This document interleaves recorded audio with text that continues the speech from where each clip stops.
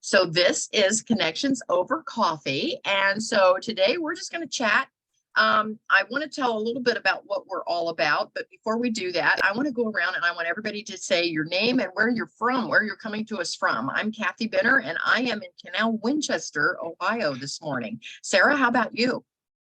I'm Sarah, and I'm from the Woodlands, Texas. Oh, Woodlands, Texas. Welcome, welcome, welcome. Yes. And Carmella? I'm Carmella Banks, and I'm coming from the law office this morning in rainy Lima, Ohio. It's so dreary. I need to be in a bed this morning. So Yeah, it's rainy here too. Yes. my Valerie just came in. I'm going to let Valerie come up. I'm going to ask her to come up and chat with us. Valerie, you're welcome to click through. I clicked you on as panelist, and that'll bring you up here with us and you can chat. Debbie, how about you? Well, I too am in rainy, yucky, dreary Ohio. It's just south of Columbus. I'm about 20 minutes from Kathy, give or take a little. And I, yeah, that's where I'm not in my office. I mean, I'm in my office, not the library. This is my backdrop, and I've really come to love it because it excites me. Well, and again, for those of you that are just tapping in, Debbie is a new author in the fact that she published her first magazine article. And so we're congratulating Debbie for that. So, and she's in the process of writing a book. So the challenge to Debbie is to write a chapter a month. So by the end of 2023, at least her manuscript will be ready to go to editing. So that's the goal. And so then I am segueing from writing nonfiction over time. I want to try my hand at a fiction book, but I don't know how to do that. So because you have to show instead of tell. So, and I'm used to just like, here's the 5 ways to do this. And so I'm having a hard time making that transition. And so I've challenged myself to write a chapter a month along with Debbie. So we'll see if we have our manuscripts by the end of the year. I haven't started yet because I just made this decision like last weekend. So I'm trying to get my desk cleared up so I can start that project. So anyway, but Debbie's already ahead of me. She's on chapter 3 and I'm on chapter 0, but it'll keep me motivated. So Valerie, we're sharing where we are, our name and where we're from. Sarah is Texas. Myself and Carmella and Debbie, we're all Ohio. Carmella is the furthest one north, northern Ohio. Debbie and I are central Ohio. So how about you? Where are you coming from? Okay, well, I'm also Ohio, and I'm in Cedar Creek, Ohio, which is in Amish country about 30 miles south of Canton. Okay. Oh, yeah. Okay. Yes. Well, welcome. We're glad you're here. We're glad you're here. I'm going to tell a little bit about what we are about here. This is called Connections Over Coffee, Our Time to Rise. We're an international, hey, we got as far as Texas today. Some days we have folks from other countries, oftentimes from other states. So Sarah, thank you so much for at least making us a little broader today than what we normally are. And so we simply network and develop relationships. There's no pressure, no sales, no feelings of inadequate. We meet on Zoom monthly. And while many of our meetups have an entrepreneurial focus, everyone's welcome to come and check us out. Now, you see the word RISE is also an acronym for a simple 4-step process. It's to help us reconnect, impact, storify, and elevate. And you go, okay, that's kind of a weird combination. What does that mean? Well, reconnect is where you reconnect with your values and your beliefs. And impact is where you make your life more rewarding, successful, and impactful. It's where you start giving back to others. Storify is where then you find the right words to share that with your friends and family or in your business that you are giving back, because the whole point is to build that giving back piece. And then to elevate is where you passively inspire others to do great things, but you elevate them in whatever they're doing and hope to bring them to their next step. And it's all about giving back. So I want to go around the room, and what is the one thing that you're doing. I don't want to put anybody on the spot. It can be something as small as, you know, house sitting the neighbor's cat or something, but what is the one way that you are giving back? And I'll start. For me, I created when my, I have 8 different lanes that I teach in, and one of my lanes is real estate. And I had a co-partner in every lane, and a gal named Stephanie Jenkins was my partner in the real estate lane. And she passed away early in the whole COVID thing that was going on. And we lost her at age 48. And so she was a realtor and loved real estate, and had this any of you met Stephanie, she has this over the top personality. And so I wanted to honor her life. And so I created a nonprofit, and I'm still working through some of the paperwork on that. We're in full swing now. And it's a nonprofit where I can pay part of a tuition for folks that want to get licensed in the real estate industry. And it's called the Stephanie Mila Jenkins Initiative. And the state tells me I have one paper missing in my whole setup. I thought I had it all in, but I got a letter the other day and they said, you're missing this one little piece. And so I have to investigate that and explore what I'm missing so I can get that submitted to the state. But anyway, other than that, we are a licensed nonprofit, and we have given out 4 scholarships so far since early 2020. And 3 of the 4 have graduated and are now licensed and signed on as realtors with brokerages in their respective areas. And we're trying to make it in any state, but right now we're licensed in Ohio. So anyway, so that's me. Carmella, how about you? I'm Carmella once again. And one way I guess I'm giving back right now, I guess 6 to 10 years, is mentoring with young women and stuff that are like young adults, and being like that sounding board. Sometimes they don't have anyone to talk to, but just kind of like pouring things into them, you know, my experiences and different things. So just being there for them to help, you know, sometimes I may take them out to dinner, lunch, we just get together, and things that they can't maybe talk to their family about, I'm there, and I'm that fun person. My daughter may not think so, but I don't know. She just left actually yesterday to go back to Columbus. She was with me for a week, and we cleaned out my closet. So right now she's my enemy. So, so that's one. Did she make you get rid of some stuff that you weren't ready to get rid of? Oh my gosh, try 10 bags of clothes, purses, and shoes that I haven't been wearing, or things that had price tags. But you know, I feel really good about it now, but I won't admit it to her probably for another month. And then I will tell her that, you know, I feel like a weight has been lifted off in my closet. It's nice to look in there and I know what I have for the most part. I get it. I get it. Yeah. My Jennifer's the same way. We're about the same age. And so, yeah, my Jennifer's the same way. She's like, Mom, I can't believe you're wearing that. I'm like, but it's my favorite. She's like, throw that away. We threw away a lot of stuff. So, but she's like the only youth that I'm not connecting, but I connect with everybody else. But you know what, Carmella, you really do. You've made such an impression on her. She is a lovely young lady, and by no small feat of yours that, you know, you raised her to be that way. So kudos to you. Your parenting does not go unnoticed. Yeah. Thank you. Yeah. Good job. All right, Debbie, how about you? As she takes a drink of coffee. There. My name's Debbie, and one of the things that I am trying to focus on is I was just at a Dare for More women's conference this past weekend, and I met Reba last November. And what she does is she focuses on giving the women of Guatemala, that country, a form of earning their own living. But in the meantime, they're giving back to other women. And what I want to do is give back, and I want to be able to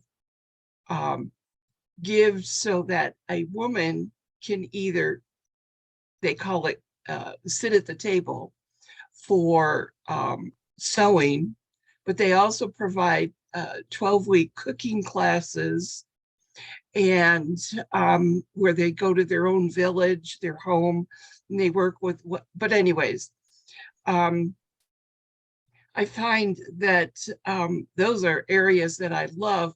And this way I can contribute to help women that have been, these women have been trafficked, they've been abused.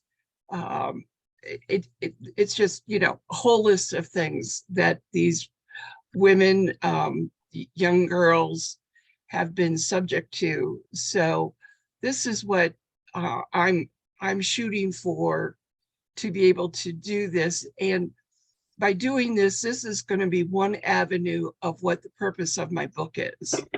So what I'll be doing is tying it all together.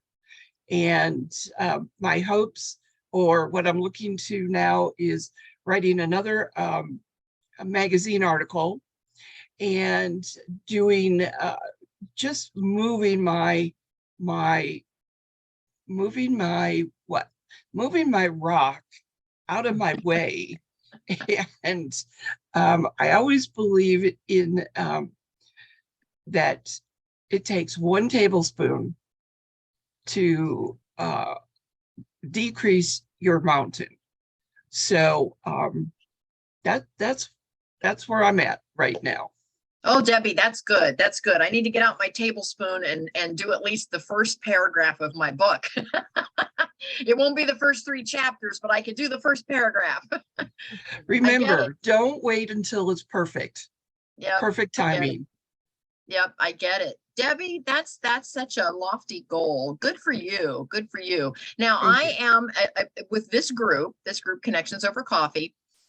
When you go to the meetup Connections Over Coffee, or to the Facebook Connections Over Coffee, and scroll down, you will see that there is a book there called Our Time to Rise. And I was honored to write the foreword to that book. But it is all about an international organization called B1G1. And it's the capital letter B and the number 1, and then the capital letter G and the number 1. And it is an organization where you can click through and you can donate around the world. And here's the good news about giving through B1G1 is that they have all of these, different areas that you can give to. Last month, like Debbie, I gave sewing machines. I gave money to buy sewing machines for gals in another country so that they could make these big tote bags. And then if any of you have been here in Columbus, we have one in the short north. There's probably some others around Columbus, but it's the World Trade shops where you can go in and there's items that have been made from around the world, and then it's a place here where they can sell them like a little storefront. And actually my gal's totes ended up in Columbus, Ohio. So I was so proud of that I was a part of that I got to buy them some sewing machines. And really it's pennies on the dollar on what we spend here in these other countries. The dollar goes so much further in some of these third world countries, and it does help some of these gals support their family, and it doesn't seem like a lot to us, but it's huge for them. Anyway, so go through the site, either the Facebook or the meetup group under the Connections Over Coffee, and you can scroll down and see the book. He is one of the founders of B1G1 that wrote the book, and then I got to write the foreword. So anyway, long story short, it's a great way to give back. And if you have organizations that you're giving to, that's great. I don't want to take away from anything you're already doing. But if you think, gee, I'd like to kind of start giving, I don't have a lot of money to give, you can do pennies. There are some of them that you can just do, 58 cents a month. And it like takes care of an elementary student. It buys their lunches for the month on 58 cents. So it really goes pretty far. And so don't think that you don't have enough to give, because you can start small, and it just makes you feel good to know that you're doing some small part. Like Debbie said, sometimes it's just a tablespoon worth is worth it all. So anyway, so I'll say that. Sarah, how about you? What are you doing? Right now, I mean, I was writing, I'll say I was writing a book about a person like me who's very, I don't even know how to describe it without sounding negative. But just somebody that's very naive of the world, very, just very lost in life, very like an 18-year-old girl that's very abused, lost in life, suicidal, all these different things.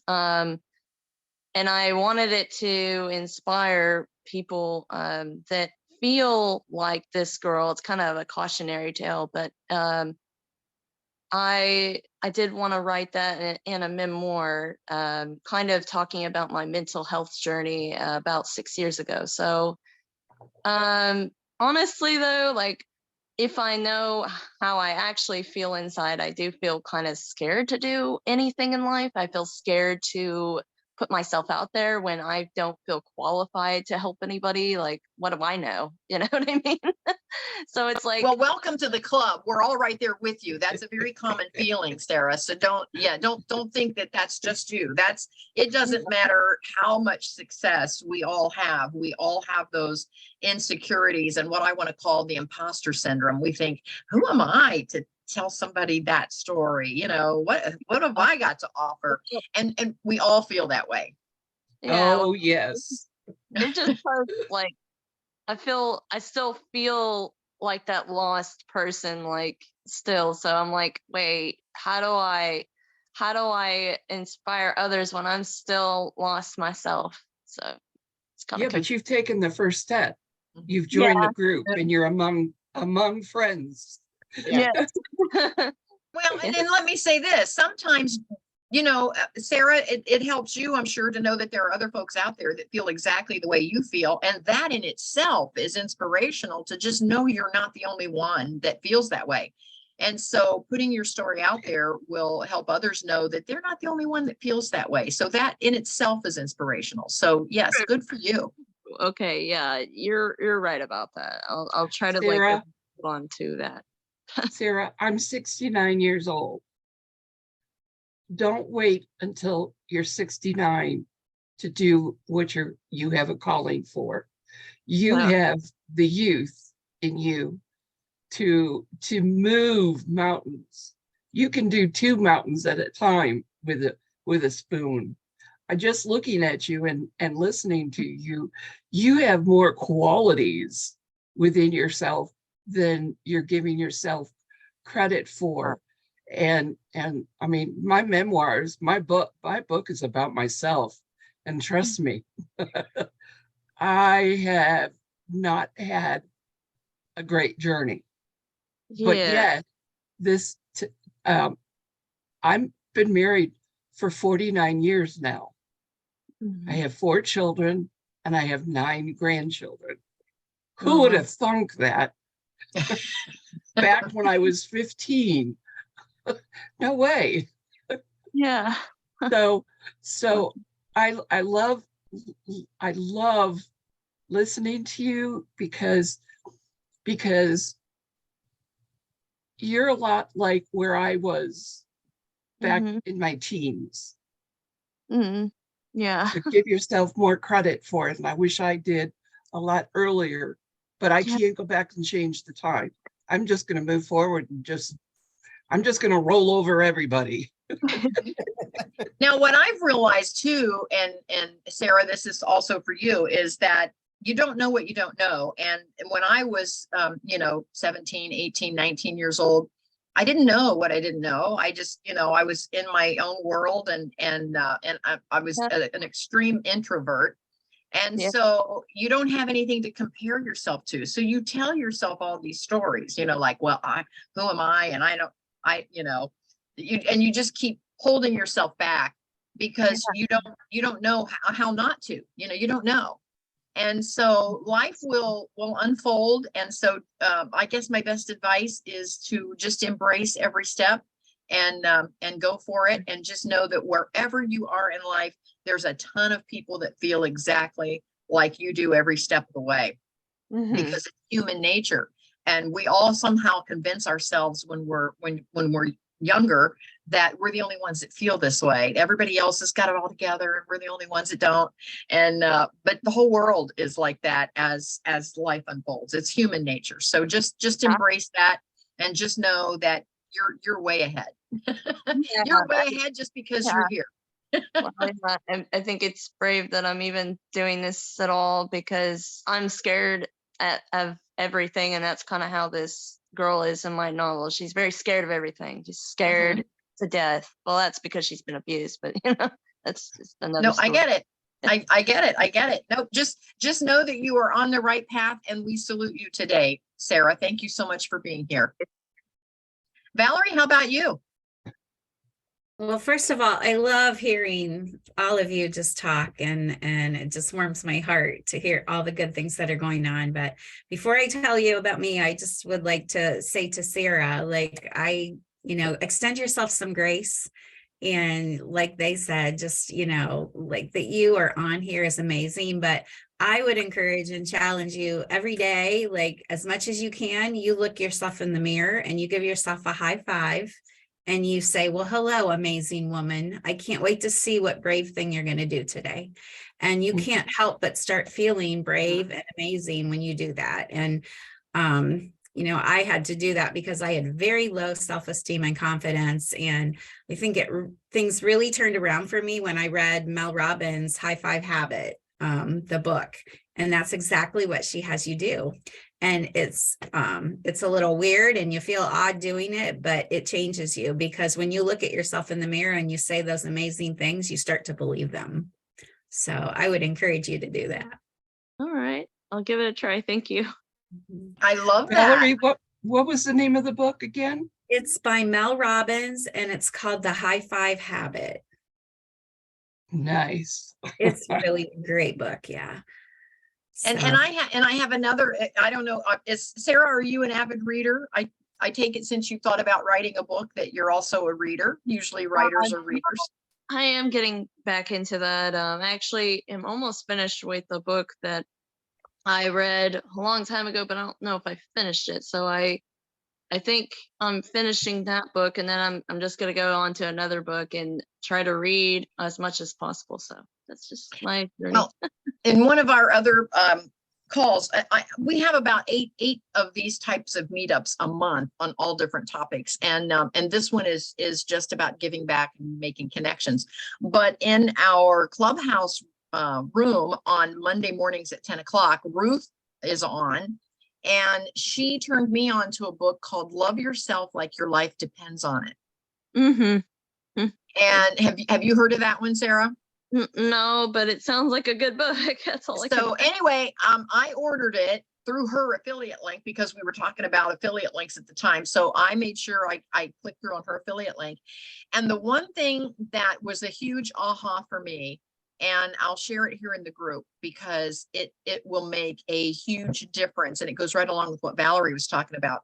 In the book, the author says that we have these tapes that are running in our heads. It's the stories we tell ourselves. Like every time we do something, we go, oh, I'm so stupid, and it's, and we get, and what it does is it creates, and he explained it in layman's terms. He says, I'm not going to explain it in medical terms, but it puts a groove in your brain, a pathway, if you will. And so whenever something like that happens, we immediately fall into that groove. We immediately fall into that pathway and say that thing to ourselves, and that tape. And the more we do it, the deeper that groove gets.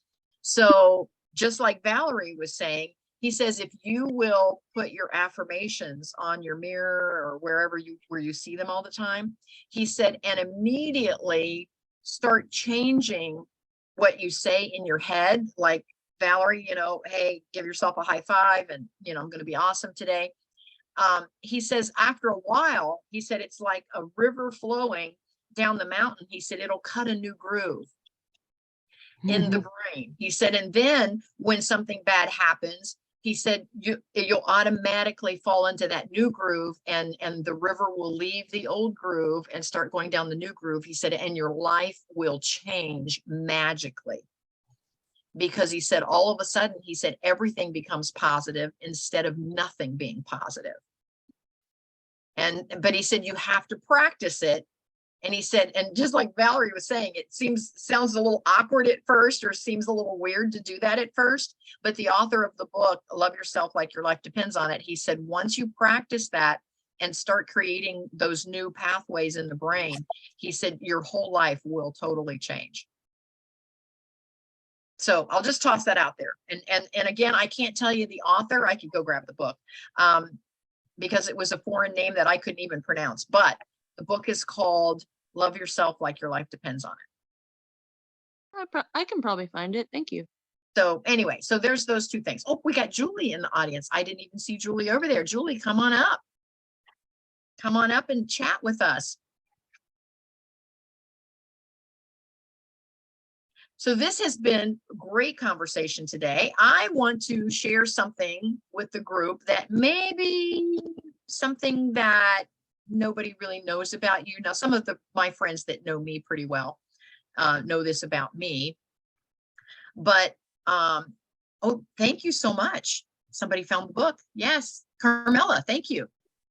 And how do you say his name? The author's name? Kamal Ravikant? Ravikant? Well, I wonder if it's Probably Kamal. butchering that. I have a cousin who spells his name and it's pronounced Kamel, but I mean he may Okay. say it Kamal, but I'm saying Ravikant. Ravikant.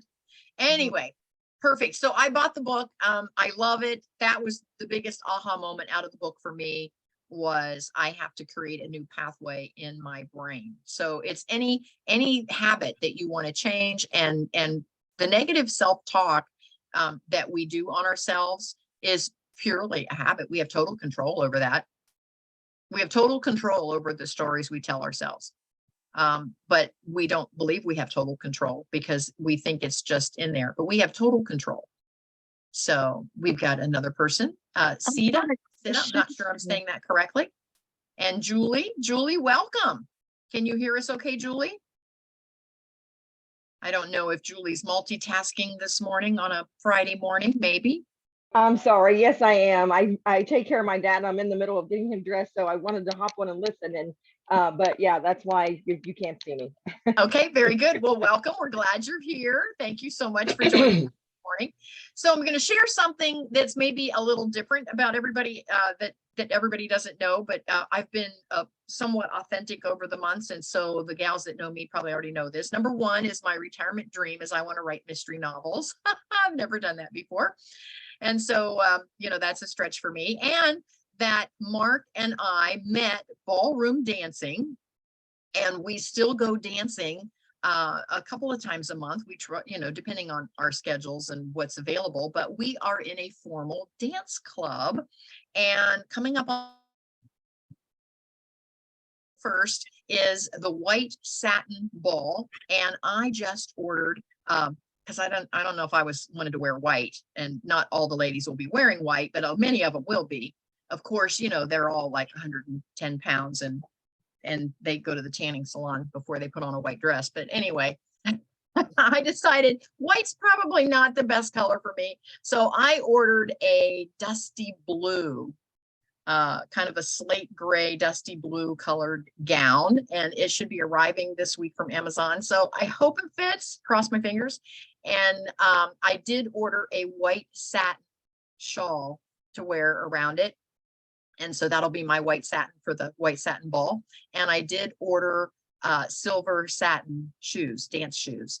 And for those of you that don't know, I have had some serious joint issues in my feet, but I had a couple of treatments, not surgery. The doctor wanted to do $30,000 toe surgery, and I avoided that by just having a different procedure done. And I can now get my dance shoes on. So I ordered a pair just like the ones that I can wear, only in white satin, and those will go with the dusty blue gown and the white satin shawl. And Mark is going to be wearing tails. He has a tuxedo with tails. So yes, so that's us, and we're gonna, hopefully I'll have some pictures later of us at the white satin ball. So that's a little side note about me, and the whole room will be in formal wear like that. Yeah. And Mark's 75 and I'm not. And and we'll be like one of the youngest couples in the room, just so you know. So anyway, who else has something they want to share that's a little off the beaten path? Oh, and I'm taking Mark on a mystery date next week. He does not know where we're going. We are going to Gatlinburg. He's already left the house, so I can share with you girls. So we're going to Gatlinburg, and we are going to start our section hike on the Appalachian Trail if the weather is not pouring down rain. I hate to be soaking wet when I'm hiking. I don't mind if it's cold. I just hate to be wet. So we're going to start our section hike. So the goal is to walk a section of the Appalachian Trail in each of the entire, all the states, all the way through. So we're going to start at Gatlinburg, right in the middle. So anyway. Okay, now next, who else has something? Oh, my life is interesting, as you know, Kathy, all the time. So I know. We have to meet up on here just to catch up with each other. unless you're going to the big 16th birthday party of your great nephew. So Yes. but anyhow, Farley, I just got a date. So we're going, and I had booked this like probably last year, the year before last, but something kept coming up. So I'm actually taking him to Williamsburg, and we're going at the end of April, first part of May, just kind of like 9 days getaway. And I'm hoping that we won't take the laptops with us to work, Mhm. but we're doing that. In the meantime, I'm in the process now of helping my half sister that I have, found, and her daughter's having a baby, and it's due in May. So the baby shower theme is March Madness. It's a boy. So I've been doing this, and somehow now I've added decorating and stuff. I've always done event planning on the side, but that's been added to it. I did our church display for Easter, and so everybody's like, oh, we love this. And I'm like, seriously, and I'm always judgmental of myself anyways. So here I like put the big cross, drug it up there and stuff. And our new pastors are like, you're so talented. So I was getting like text messages. I'm like, oh my gosh, I'm just not this. But so I've been doing that on the slide. But Farley and we've been trying to do a lot together. So I'm been trying to, actually, I got the idea from you, how you do those little surprise dates with Mark. Uh-huh. So I told Farley, I'm like, we gotta, and of course, I'm married to an attorney, so he asks too many questions. So it's a little bit difficult, having him put himself in my hands. But I'm like, would I lead you astray? And he's like, yeah. Look, I threatened to get rid of his cat the other day. I like did a post and was like, cat for sale. But So that's why he doesn't trust you, Carmella. probably that's probably the main reason. So I'm wanting to, do that with him. And then I connected with, it's been years, but it's one of my mom's cousins on my grandfather's side. And he called me out of the blue, found my cell number. Got it. And he was like, is this Carmella? And I'm like, who wants to know? I'm like, because you never know these days. But he sent me pictures, and I told him about, mom and going through dementia and everything. And Jade actually said something this week to me that was so profound to me. She was talking about one of the colleagues at work that lost their parent just passed away. But one of the things they said is, even though it's dementia, sometimes it can be, and with my mom, sometimes days can be very frustrating because she is like totally different than my mother and father-in-law were, which all of them, is different in their own way with the disease, but living in their world, so you have that extra time and connection with them. It's like, who cares if they're repeating or doing something wrong, but just living in their world. So now I'm like, maybe I need to live more in mom's world than, correcting or doing something or trying to ignore, instead of ignoring it, just kind of like living there, because a lot of the stuff is just so, she's remembering things, way back when life was like simpler. And Lord knows the way things are now, I wish things were simpler. I'm like, heck, can I be a kid again where I don't have responsibilities? But that's kind of my life in a nutshell. I've been getting back doing more with my oils. I have a event that I'm doing at one of the assisted living facilities here locally on Monday, and just kind of staying busy with it and making connections and doing all that stuff. So I'm enjoying it. I'm Well, and learning. that's the main thing is have fun with it. Yes, have fun with it. And And- your mom is such a neat person. I've chatted with her many times about real estate. Yeah. The fun thing is, she's helped me. There's times even with me getting into the real estate arena, which she's wanted me to for years, and all of a sudden, oh, now I want to. She can answer questions, and I'm like, she remembers certain things there. But a takeaway from our meeting last month, our connections over coffee, and you guys kind of gave me some tips on learning how to say no, and like kind of like, I have been doing so well because this month I'm like, let me check my calendar. And I'm like, sorry, I'm unable to do it at this time because I felt overwhelmed. And one of my uplines in doTERRA, she was like, oh, she wanted me to do something this week. And she like told me last week. And then she asked me to, join a board. And I'm like, maybe I should join this board, do this, it's a good cause.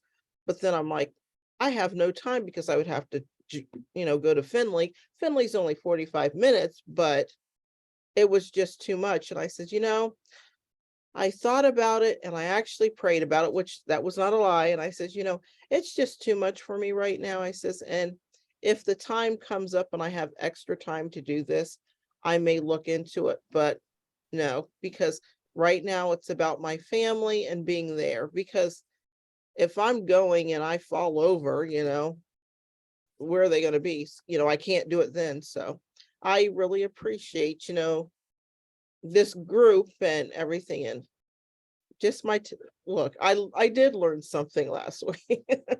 I love that. I love that. Now, as for me, what works for me is I know what I want my life to look like. And then I know where my life is today, and I know what I want it to look like. And so now anytime anything comes along, I have to test it with what I want it to look like. And I ask myself, does this push my cart in the right direction? And if it doesn't, then I say no. Now, it could be a great opportunity, but it's just not a great opportunity for me because it doesn't push my cart in the right direction on where I want my life to end up. So, so anyway, that's kind of my test and measure. And so sometimes something will fall in my lap and I think, oh, this is such a great opportunity. I need to do this because not everybody gets this chance. But then I realize it takes me totally in the wrong direction. A good direction, but not the right direction for me. So anyway, that's a tough one. But once you do it a few times, Carmella, it gets easier. Yeah. Okay. Who else? Oh, go ahead. The less guilt I feel. Yeah, it does get easier. Yeah. And you feel more confident because you know that it's like the difference between the dog wagging the tail or the tail wagging the dog. So, okay, who else? Well, I'll go. Okay. In May, May 13th, as a matter of fact, I get to go to North Carolina in Charlotte. My two granddaughters, ages 18 and 16, are actually, well, backstory, they were homeschooled. And on that day, they're going to be graduating from college with their associate's degree. And they've already been accepted into college. the a particular college so that they're going on to get their bachelor degree. And it's like, I'm totally blown away by this, you know. They just have been, they excelled getting out of the Charlotte school district and going and being homeschooled. And you know, when a teacher comes to you and your daughter's in 3rd grade and says, I'm sorry, I just can't work with your daughter anymore because she's so advanced and my time needs to be taken up on these other ones that are in the class. And my daughter goes, well, okay, fine. She did research and pulled them out of school and been homeschooling them since then. So that's really a kind of a cool feeling. Wow, that is a cool feeling. So yes, so again, your parenting of your daughter and her parenting of her daughters does not go unnoticed. So yeah, very Well, nice. and my daughter works from home. She's been working from home since well, 19 years. She's worked in the bank and the mortgage system, and she's moved right up to where she's the vice president's assistant type title in the US bank. And I mean, she's amazing. But you know, hey, I love it. it's okay. I love that. Little bragging moment. You know, we all need to do that. We all need to do that. Now, unlike your daughter, I homeschooled my daughter from 9th through 12th, but the reasons were totally different. My daughter decided she was going to be one of the bad girls in school. And she was getting in all kind of trouble. And I had the principal on speed dial. He had me on speed dial. So, after a while, I couldn't get her out of bed to go to school. She was skipping. She was getting in trouble. She was doing, I don't know, Carmella, if you knew I had all those problems with Jen. Oh, huge, huge, huge problems. I don't And- believe, I think you're making this up about Jen because Jenny is just too sweet. Yeah, well, let me tell you what. So I pulled her out in 9th grade, and actually she kind of dropped out. She didn't want to go to school, and she'd rather run around the neighborhood while I was working. And so I actually switched jobs. And the whole reason, and Carmella, here's a story you don't even know. The whole reason I got into cosmetology and left corporate America was so that I could homeschool Jennifer. I made that transition on purpose. So that, and then I became what was called back then it was called a booth renter, where, you just rented a station when you were in cosmetology. Today, they're considered independent contractors, but the old term is booth renter. So I became a booth renter where I could control my own hours and my own schedule and everything I wanted to do on my own so that I could take her to work with me. And so I basically, not literally, but I basically had her handcuffed to me because I couldn't keep her out of trouble. And I still, being a single mom, I still had to work. And so I'd park her at the nail table and make her do homeschooling lessons while I worked. And then I could keep an eye on her. And finally, she got herself turned around. And as Carmella says, she's now this lovely young mother, has, children of her own. She's doing well, has her own business. She's a virtual assistant. She works from home. She's married to a wonderful guy, Matt. He works his own business. They've made quite a life for themselves. They have 3 beautiful children, my 3 beautiful grandchildren, and the oldest grandson is now in the Marines. He just got out of basic and he's now doing his training. And then of course there's Lily, who is my mini me. And she's quite the independent one. And then there's Corbin, who's still full of vinegar. But anyway, he's 10. So that's my world. But yes, it was a rough start early on because Jennifer just made up her mind she was going to be one of the bad girls. And I knew I had to make a difference in her life because I knew she was at the age where she could make some decisions that would affect her for the rest of her life. Like getting into drugs or getting into serious trouble where there were, maybe some jail time or, getting pregnant at 16. So there was just so many things that could affect her life forever. And I knew that she needed me then, not 10 years from then. So it was some tough choices, but I made Yeah. the decision, and she looks at me now and she goes, Mom, I'm so sorry. I said, you know what? I said, you had to figure it out. It's all good. I said, we all did what we had to do, and now it's all good. So that's a little bit of a story that I bet Debbie and Carmella, neither one knew about me, even though you gals have known me for some time. So anyone else? Well, I'll tell you a little bit about what's going on with me. So I just want to thank you. I feel very at home here, and just listening to you ladies. I'm going through like some big transitions in my life, just because I have I practiced social work for over 30 years, and then I went into the business development aspect of it and worked for geriatric hospitals that specialized in dementia and Alzheimer's. And then last year, I left corporate America, and I'm doing my business full time now, which is a network marketing model. And it's been a huge transition for me. For not only I have only that one income now, and so it's not been a bad transition. It's just been something that I've had to get used to. But I'm also in that phase of caring for elderly parents. Mhm. So we are going through with my mother-in-law the whole dementia aspect, and that's been tough. We moved her last year out of her house that she lived in for 63 years into a condo, and that's really when we started noticing it. And we realized then that she probably had started previously, and we really didn't notice it because she was in such a familiar environment. And Mhm. then really went downhill. And so just last month, we now moved her to an assisted living. And so it's been hard on everyone.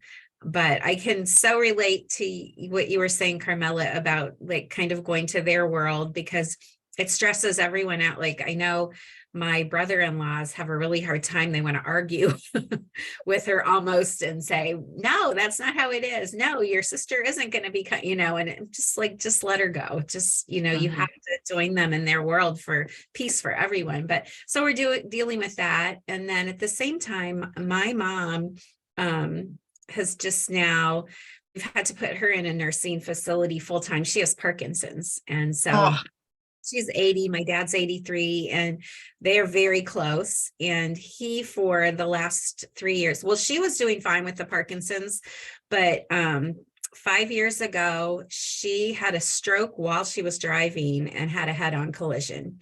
And so she had some injuries that really affected her physically with that. And then the Parkinson's, the stroke, everything, it became very difficult. Her mind has been great, but physically it's been very difficult. And my brother and I, for the last 3 years, have just really been on my dad because he insisted on taking care of her.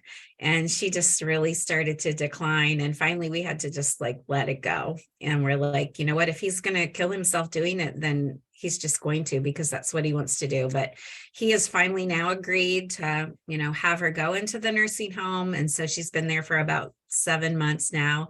And so we're going through that transition. And then we realized we had been totally focusing on my mom, who's 80, and my dad's 83. And he went in for some pre-surgery testing for cataracts, and they found out something going on with his heart. And so we found out he had AFib. And as I spent time with him then at his appointments, I realized that he was kind of silently suffering. We were all worried about my mom transitioning, forgetting about him, who for 65 years, they've lived together, been together. And so we realized he was really going through some depression. So we've been working things through with him.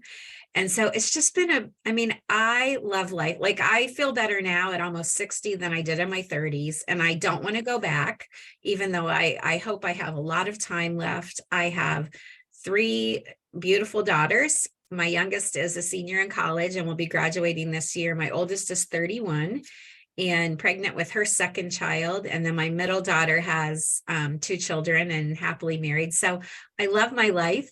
It's just times I really need to like sit back and just take deep breaths. And then, like you said, Kathy, kind of like, where does this fit and how does it, so, but I just love listening to all of you because I just feel like we can all be on different paths, but we are all in this together and we can just learn so much from each other. Absolutely. I totally agree with that, Valerie. We were taking care of my mom and Mark's dad at the same time on the same hospice team. And this went on for 3 years. And I remember Mark was getting a little stressed, and we sat down and had a chat. And I told him, I said, Mark, I said, it doesn't matter how long we do this, take care of both of these parents at the same time.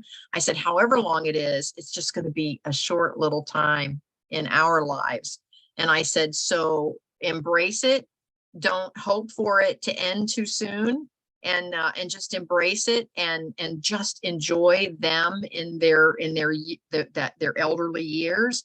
And so now they both have since passed. And so now looking back, Mark says, I'm so glad you had that conversation with me. He said, I was starting, getting ready to throw in the towel. And he said, and you're right. He said, it wasn't going to go on forever. And he said, I'm so glad that we did that we stayed in there with them and met them where they were and took care of them. And it was a lot. Now, again, you girls may not, Carmella might remember this. I don't know if Debbie does or not, but I actually started a whole healthcare agency because I had these elderly parents and I couldn't afford to pay. When you called these agencies, they wanted $30, $40 an hour. And I realized up front that they were paying $10 or $11 an hour to the aides and charging me $30 or $40 an hour. And I get that because they're running a business. So I get that. But I thought, well, if I start an agency of non-skilled, can I just hire them for the, $10 or $11 an hour and just pay them directly, private pay, and avoid going to an agency. So I got a hold of the state to find out, what it would take to start an agency. And they actually said nothing, just a $75 fee to create your name and file it with the state. And as long as it's unskilled and you don't do any medications, you can have an unskilled agency and you don't have to do anything. There's no licensures or anything that you need to do. And none of your aides need to be licensed or anything. As long as you're not taking government money, you can do that. So I was like, really? So I started my own agency and hired a couple of nursing students who, of course, had their STNA, but didn't have to have for my purposes. But because I just needed somebody to help, my mom and Mark's dad get dressed in the morning and help them get their breakfast and make sure their laundry was done and their beds were made and clean. And, I just needed housekeeping and personal care. And so anyhow, we did that for 3 years and it worked out beautifully. And so I get it. But it was one of those times that, we were, as I like to fondly refer back to those days, that we were in the soup for about 3 years all together in the soup. We were all in the soup. And you just got to do it. You just got to hang in there and do it. So anyone else? Julie, did you like to share? I know you were multitasking this morning. Would you like to share with us this morning? Or are you just listening in? Well, I'm listening, and this is my first time in here. Actually, my first time in any of these kind of groups. I just happened to come across a training I was listening to, and someone mentioned meetup.com, and I'm like, what is that? And I apologize, I don't have my camera on. I'd make you sick moving all over the place, so I apologize for that. But anyway, so I heard them, mention that, and I'm like, I've never heard of it, so I downloaded it and got to looking. I'm like, okay, well. So last night was actually my first one I jumped on. But it was for a totally different topic. But so I'm really not sure what I'm supposed to be doing on yours. I guess maybe just from listening to everybody is just to tell a little bit about myself, I guess. And yeah, we're just making connections and building relationships. There's no pressure. And if your conversation is a little more on the entrepreneurial side, that's fine as well. But don't feel that you have to have any kind of a business to be on. A lot of people go, am I supposed to be promoting my business? No, we're just making connections and building relationships. Okay. Well, so I just, I guess, a little bit of background about me. I have 2 sons, and I have 2 grandchildren who are my absolute world. Leah will be 5 in July, and her little brother Jack will be 2 in July. And I love those ages. Oh gosh, they're so fun.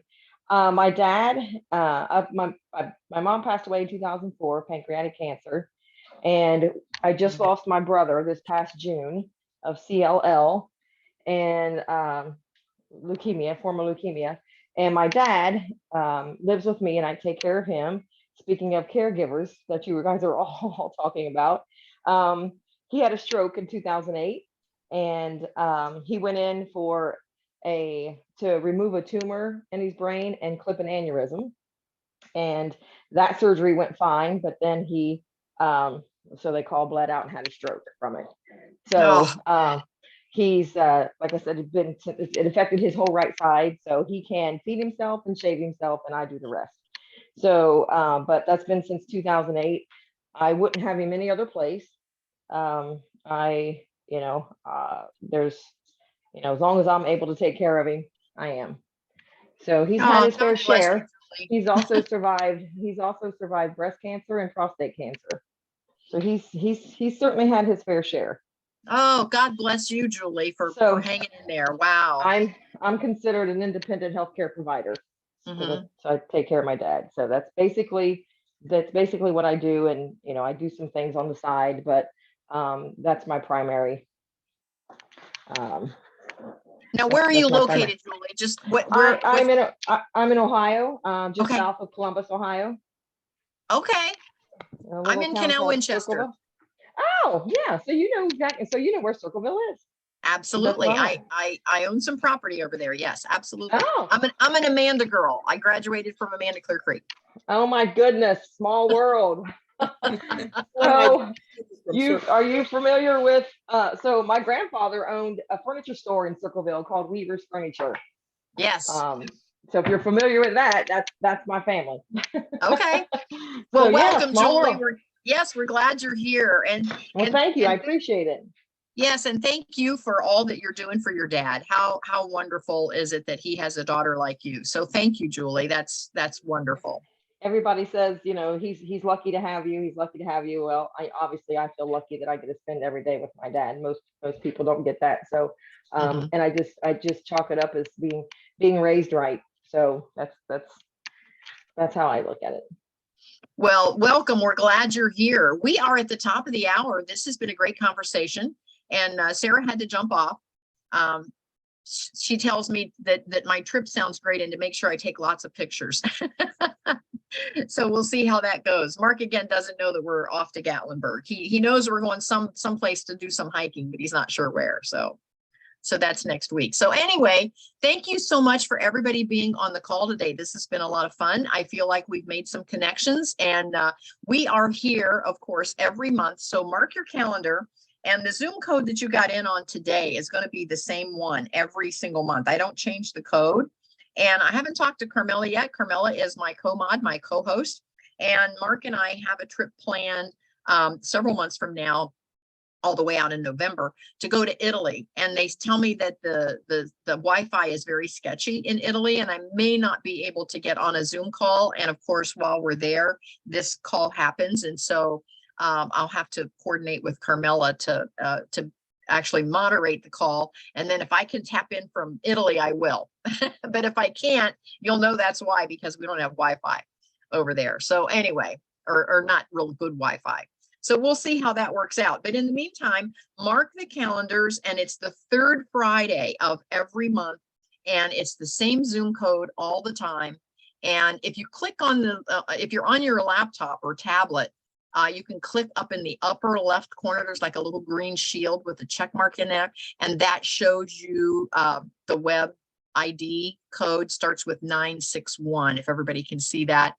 So save that, copy and paste that over in your calendar, or write that down and put it, like Debbie and I, we have ours on index cards or Post-it note. And so that way we don't have to look up the code each time. Yeah, Debbie's got hers on card. Mine's on index cards. And so that way I just keep it handy and I don't have to look it up, because I don't know about you, but sometimes I'm in the middle of doing something else and then I go, oh, I want to do that phone call, and then I can't find the darn code, the meeting ID or Zoom ID to get in. So make a note of that. And if you can't see it, I can read it to you real quick. It's 961-2408-5463.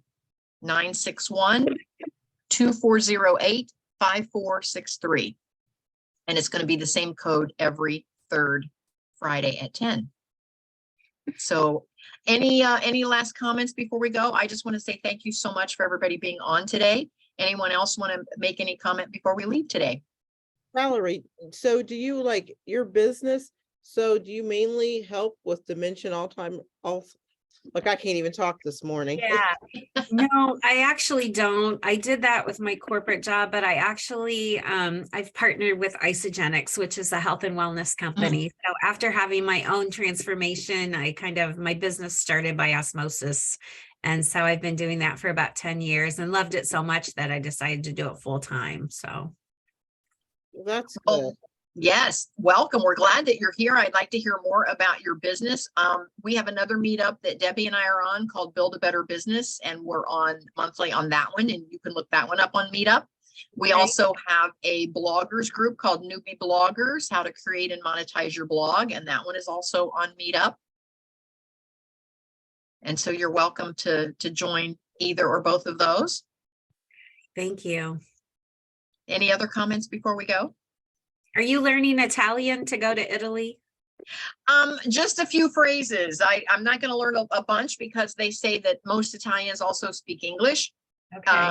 But I have to learn enough that I can at least read the street signs and the coffee shops and the restaurants and that sort of thing. So we went to Amsterdam and we went into a coffee shop to order coffee. And if any of you know anything about Amsterdam, the guy started laughing at us. I couldn't pronounce any of the coffee. There was this whole chalkboard full of coffee names and I couldn't pronounce any of them. And he said, I think you want a cafe. He said, we sell marijuana in coffee shops in Amsterdam. We don't sell coffee. He said, a cafe sells coffee. My goodness. I'm actually learning Italian. That's why I asked. Oh, well, then you and I need to connect and maybe I should practice some. Yes, yes. Are either Yes, one of you on Duolingo? Yes. Are you Okay. on Duolingo? Well, my husband is because he's an attorney, so he has a lot of clients sometimes that he's court appointed that speak Spanish, and Okay. that's it. So I've helped him. So my husband's done Korean and Spanish. Now he used to go to a Korean church because they would teach a class.